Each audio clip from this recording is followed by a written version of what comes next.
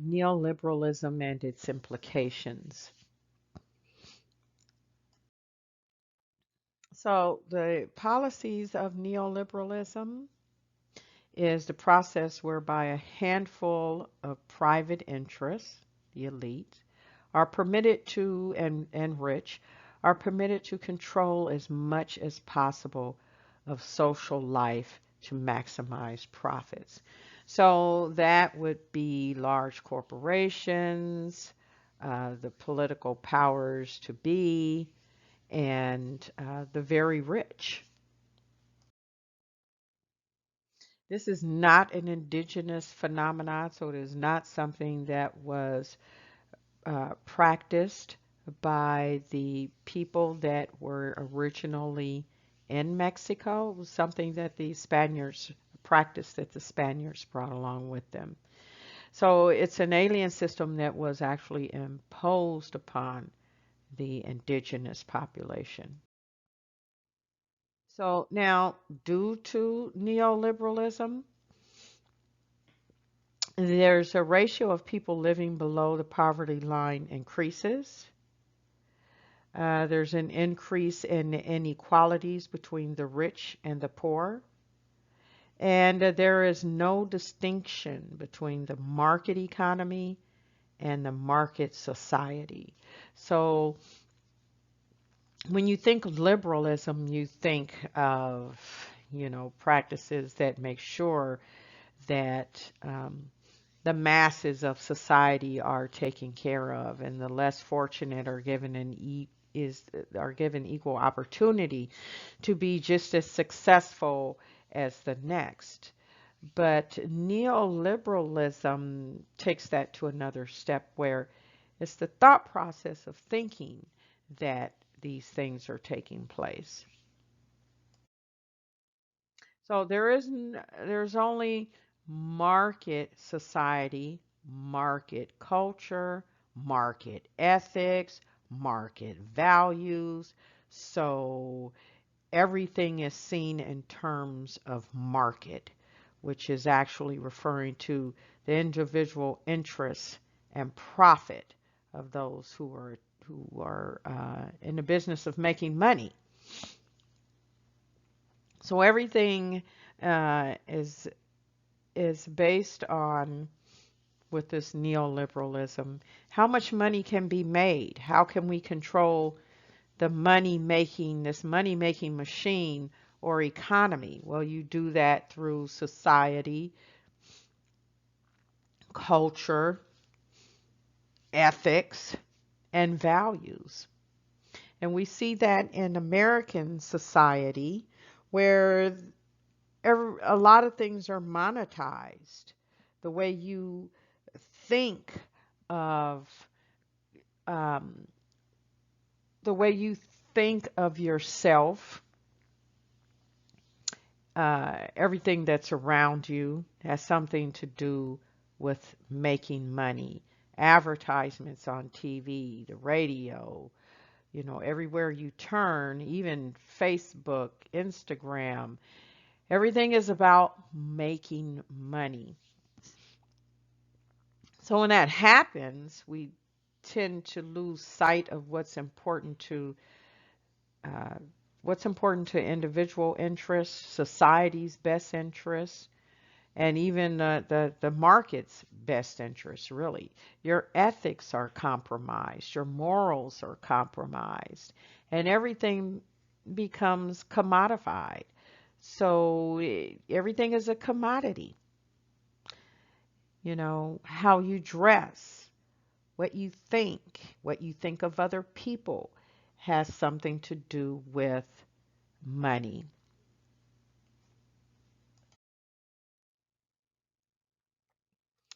So, unlike liberalism, neoliberalism combines culture, values, and ethics with economics. So, as I said, culture is commodified, your values are commodified, your ethics are commodified because they all tie into the economy. Does it make money? Is it losing money? What needs to change so that it starts to make money again? It brings out the concept of intensive market replacing old traditional social forms with the new concept of private life. So there's a direct linkage between neoliberalism and poverty as neoliberalism. And it only believes in the private interest, not in the interest of society. And private interest means those who own the big corporations, politicians, the powers that be that control the market. Your private interest, the only concern is whether or not you are going to buy into whatever it is that they're selling. And what they're selling does not have to be a tangible object. It can be something intangible, like philosophies and how you think, political thought. The present state of the underdevelopment of the third world is a result of centuries long participation in the process of world capitalist development. So, capitalist development is the business of making money and the business of doing business with those that can uh, make more money for you. So, as the case of Latin America, this is what has happened. So, the poverty is not due to the protectionist policies of states, but it is due to the same historical process that generated economic development, the development of capitalism. So, neoliberalism is a situation with the economy of a certain group of countries, and it is conditioned by the development and the expansion of another economy to which their economy is subjected. So, this is foreign powers doing business with each other. And it's about expanding your economy into another country. But in the case of third world countries, that which that has been expanded uh, into loses. So when these foreign entities go about doing business with a country, their main objective is to make sure that their country comes out on top. And when they start to do business with the political powers that be, as we heard about the PRI or the PRI, where they uh, control all aspects of the economy. And we saw that when the economy started to fall, so did the faith in that political group. But if that political group and the president is making all of the decisions with rents, then they're going to make sure that only their pockets are lined. So what happens to the individual's interest? There is no individual interest because all of the money goes into the pocket of the politicians, the political powers that be, or the office of presidency. So the historical condition which shapes the certain structure of world economy such that favors some countries to the detriment and limits the development possibilities of the subordinate economies. So what happens is that you're with third world countries, everyone else is making money off of you. That which is the means of production of that country are in the hands of the powers that be, and they decide on how much is going to be sold, what the price of that is, which is going to be sold, and the profits of that which is sold does not go back into urban development or into education, but instead it goes into the pockets of those that are in control. So it's geared towards the needs of the dominant nation. So those nations that are far more economically successful and have an advantage, then they're only becoming even more powerful when the profits of that country are not reinvested into the welfare of the society and culture, then the ethics and morals become compromised.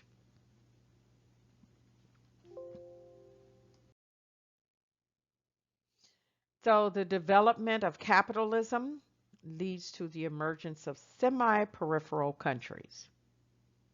So these are the smaller countries that are on the outside.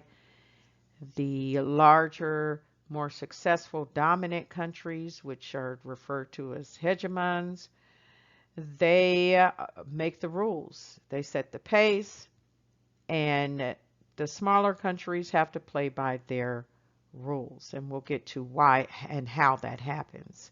So the developed countries' development is not restricted to the development of the economic sector. It means it can venture outside of that into other places. The development of the economic sector is a major factor in determining the development of other sectors of the society. So the two dichotomies of the capitalistic system is revolving. The dichotomy of class, the bourgeoisie versus the proletarian, which is the middle class versus the poor. And it's controlled by the ruling group that operates primarily not through lineage rights nor through weapons of force, but through decision access. So, if the PRI is in charge and they're the political group, or even the president, those who are able to make the decisions and make the laws are actually the ones that are in charge. If something is not going the way that it should, where they are going to succeed or gain more power or gain more money, you just simply make a decision to change the law. Change the way things are done. If you're a dominant nation and you are trying to succeed over one of the countries that are on the peripheral, then you change the rules of the game. Almost sounds like cheating, doesn't it? But if it's the rule and it's been reset, then is it really cheating?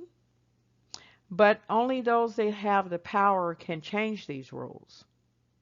And that has been what has happened in Latin America, not just Mexico, but a lot of countries in Latin America have experienced this type of inequity of power and decision making. Then there's the dichotomy of spatial hierarchy of economic specialization. So you have the core that versus the periphery. So those in the core, meaning the more dominant nations, so there's an appropriation of surplus from producers of low wages and low profits, and low capital intensive goods by the producers of high wage, so high profit. So you have those which are central to the game and those that are the small time players on the outside.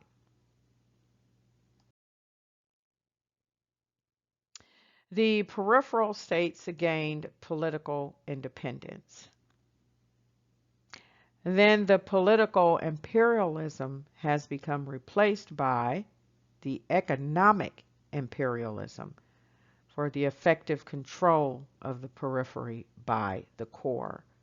So now let's think about that in terms of um, Spain and Mexico or Latin America.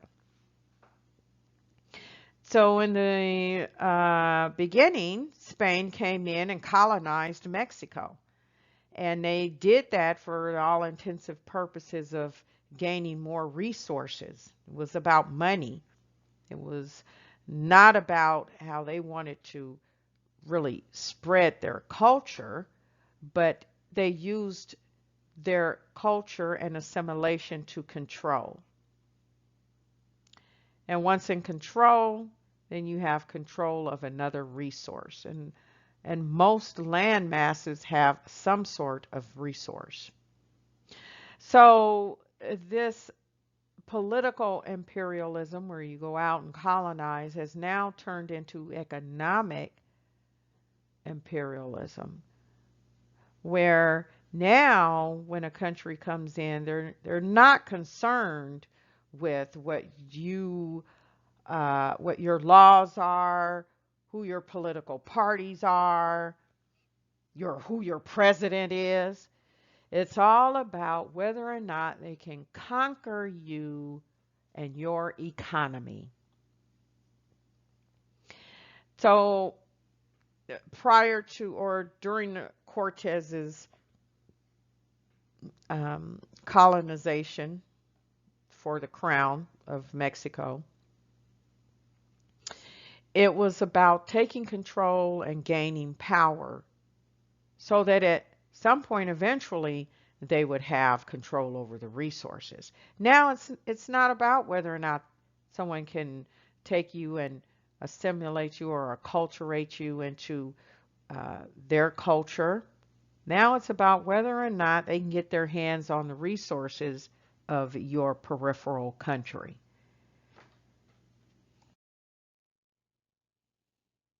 So the 6 aspects of this relationship between the core and the peripheral is an unequal exchange in terms of trade. The economies are oriented towards the export market to meet the needs of the core.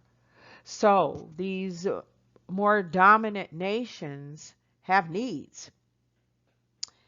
And it is up to that peripheral country to provide for them.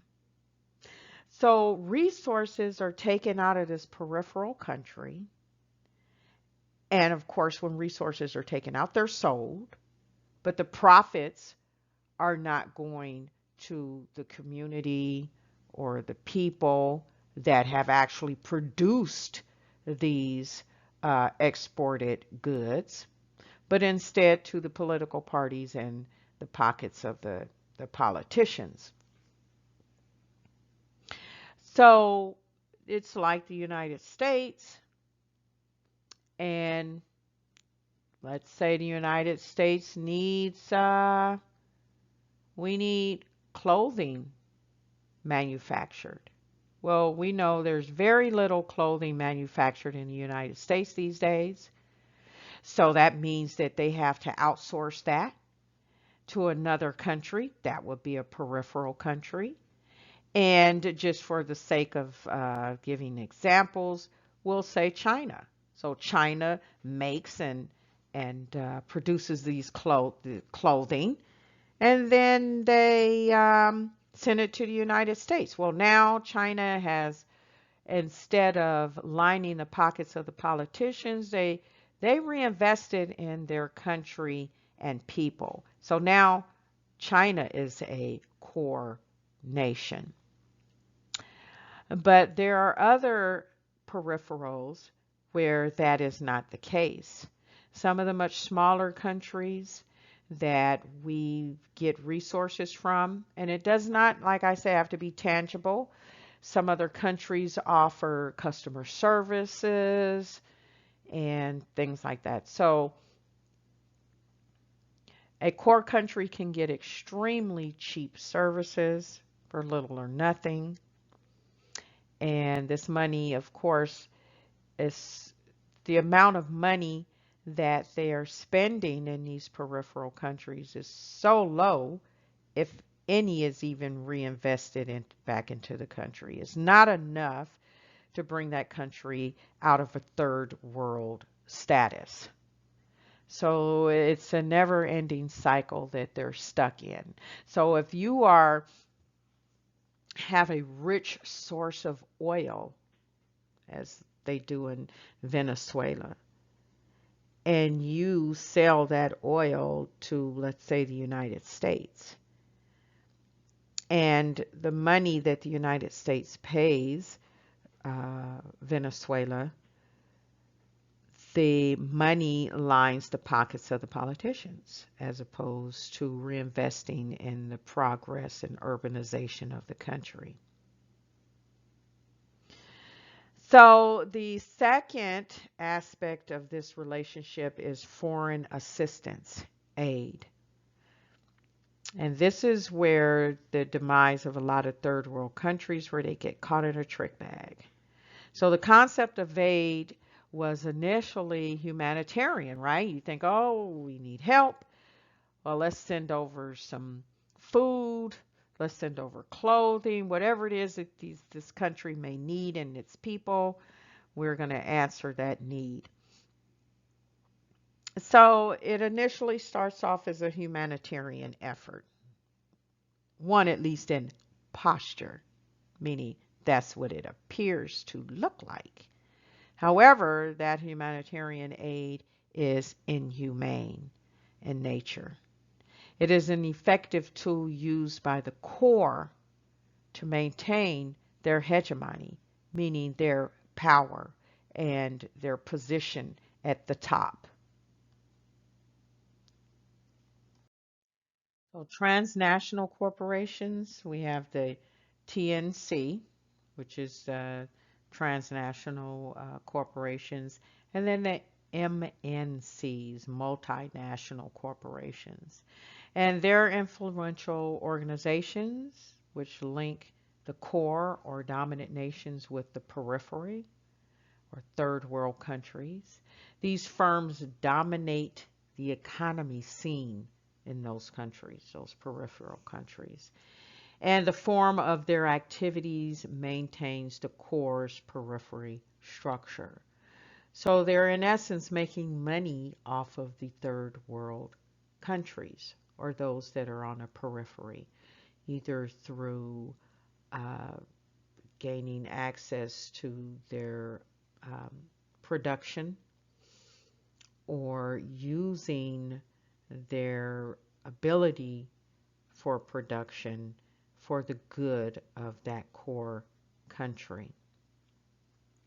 So neoliberalists believe that the government intervention in the market is the real hindrance of the growth of markets. So they feel that, the best thing is to allow it to do what it's going to do. And if the markets are allowed to work freely, they would operate in a competitive manner and it would be advantageous to all. So that sounds like, oh, well, if I'm a third world country and I have something to offer, then I too at some point can become a hegemon country or hegemonistic country, and I too will be able to participate in this global economy. Well, not so fast. So number 4, the cartel power. And when we hear cartel, it denotes something that is illegal and really nothing progressive comes out of that, but not necessarily. So there are many peripheral countries were and still are dependent on the export to the core of a few primary commodities caused by the cartel power. So let's think about how that would happen. And the way that has happened is the peripheral countries only once used their cartel power in shape of oil cartel before the oil industry was dominated by large corporations.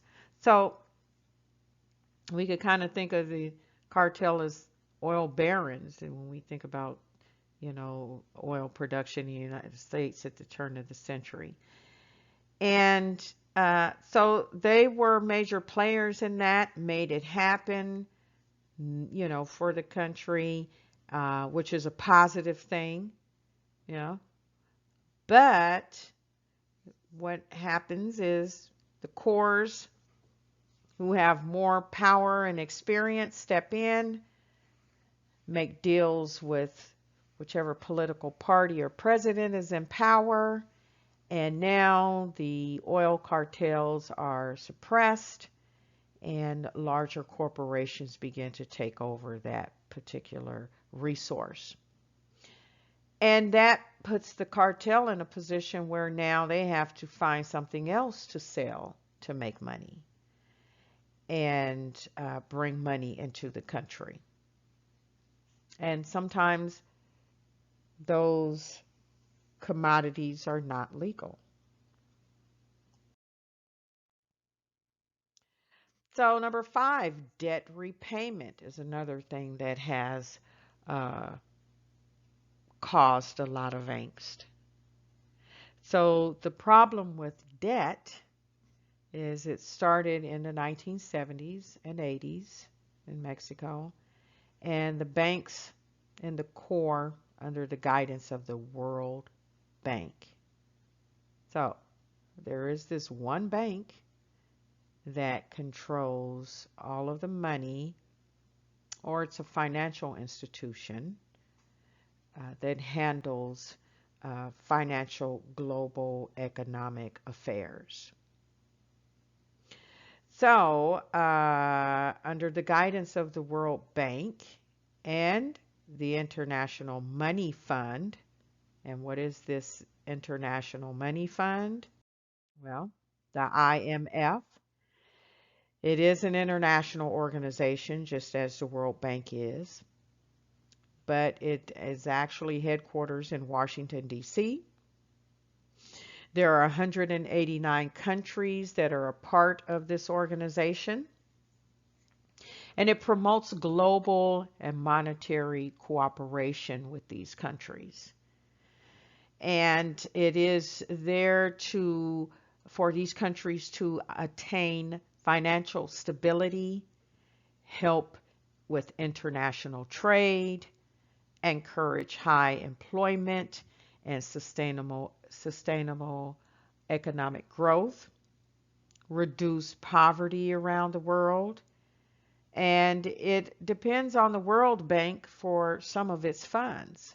Well, that all sounds really good, doesn't it? But in actuality, there is another side to that that has caused Mexico to experience some economic turmoil.